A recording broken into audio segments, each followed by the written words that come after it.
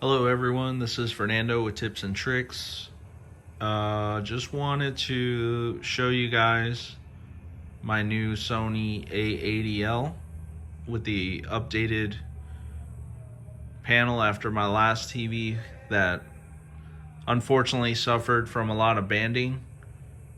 This one does not have near as much banding as the last one.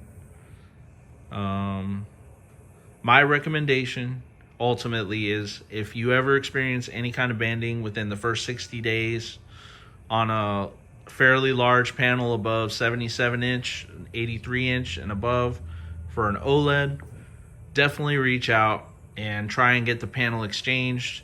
This is what it's supposed to look like. I knew that I wasn't going crazy with the other TV, but you can't even really see it.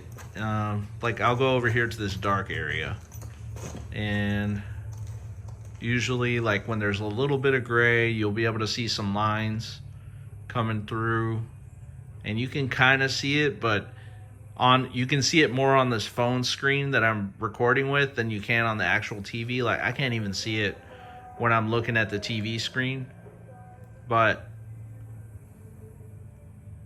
that's my recommendation for you guys in the future. If you ever experience any issues with banding, don't sleep on it. At least, I mean, don't overanalyze it either, but if it's clear and obvious that you're gonna have issues with the TV panel, you might as well just go ahead and get yourself a new panel, exchange it if you're in the exchange window.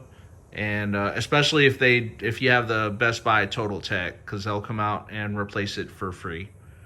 All right, guys. Well, this is Fernando with Tips and Tricks. Let me know if you guys have any questions. Definitely feel free to keep the conversation going in the comments below. Thanks again.